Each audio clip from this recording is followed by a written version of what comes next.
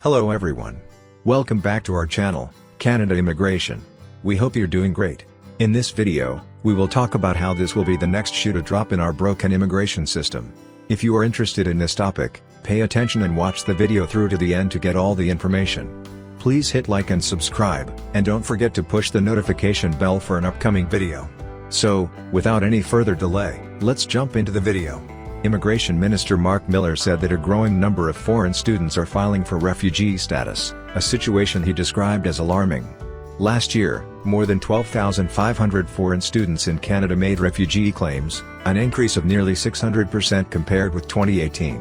According to data provided by the Immigration Department, the first 8 months of 2024 have seen 12,915 asylum claims from people on a study permit. It's one more example of how the visa student program has been run with insufficient consideration given to predictable, even inevitable, side effects. Mr. Miller has moved, albeit slowly, to tighten up the system he inherited. But that system spent the past decade, particularly during the free-for-all from 2021 to 2023, planting a vast garden of unintended consequences. It is just starting to fruit. A bumper harvest is coming. Most of the problems derive from something simple, a failure to count. Canada's temporary immigration streams are now much larger than the permanent stream. That matters because most temporary residents, no matter the fine print they agreed to get their visas, want to become permanent residents. That's why they came. Foreign students are not paying tuition to low-fidelity institutions of higher education under the mistaken impression that a certificate from these schools, plus pouring coffee at Tim Hortons, equals world-beating skills they can take back home. They came in the hope of staying and thought that's what they were buying. But the number of permanent residence places, roughly 500,000 a year, and with many of those spots reserved for immigrants directly from overseas, is considerably smaller than the number of temporary residents, which was a whopping 2.8 million this past spring. The math doesn't work. It's like a Taylor Swift concert where the organizers got everything backward. First, they let hundreds of thousands of people into the stadium. Then, they remembered they had only a fraction of that number of seats available for tonight's show. And now they hope those without a ticket will quietly leave. Good luck with that. About half of the 2.8 million temporary residents are either visa students or former students with a postgraduate work permit. Some will get permanent residency but many will not. Hundreds of thousands will see their visas run out in the coming months and years. Some may follow the rules and go home. Many will not. That should come as no surprise. Desperate people from poor countries thought tuition at Puppy Mill College, paired with that job at Tim Hortons, meant Canadian citizenship, or at least a good shot at it.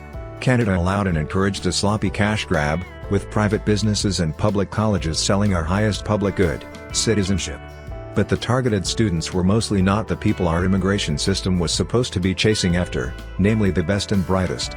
The University of Waterloo, the MIT of the North, the best and brightest institution if there ever was one, got permits for 2,043 new visa students in 2019.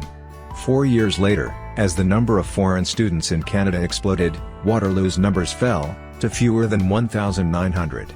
Meanwhile, at nearby Conestoga College, a public institution created to offer accessible and practical education to the citizens of the Kitchener-Waterloo region, new student permits exploded from an already excessive 7,886 in 2019 to nearly 32,000 in 2023. The student visa system should be about attracting people who are or will become more educated and skilled than the average Canadian, earning higher future incomes and boosting GDP per capita.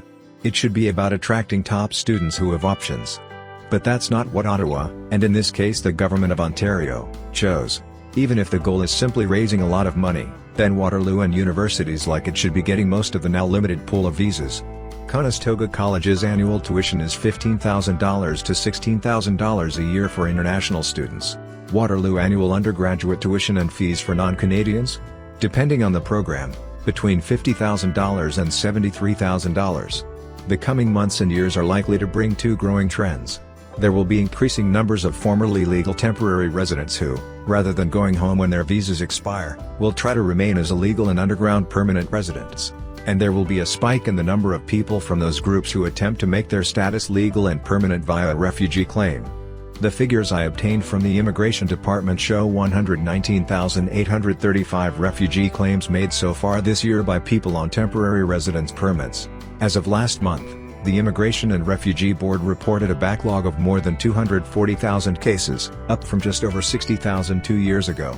The board decides about 6,000 cases per month, and over the last 6 months, it has received new cases at 3 times that rate. You can do the math, and so can hundreds of thousands of people here on temporary visas. We should have been focusing on the MIDs of the North. Instead, we prioritize the puppy mills of southwestern Ontario. With predictable consequences. As we brace for the next pivotal moment in our fractured immigration system, it's evident that reforms can no longer be delayed.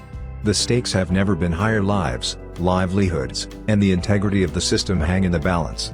Whether lawmakers will rise to the occasion or continue to kick the can down the road remains to be seen.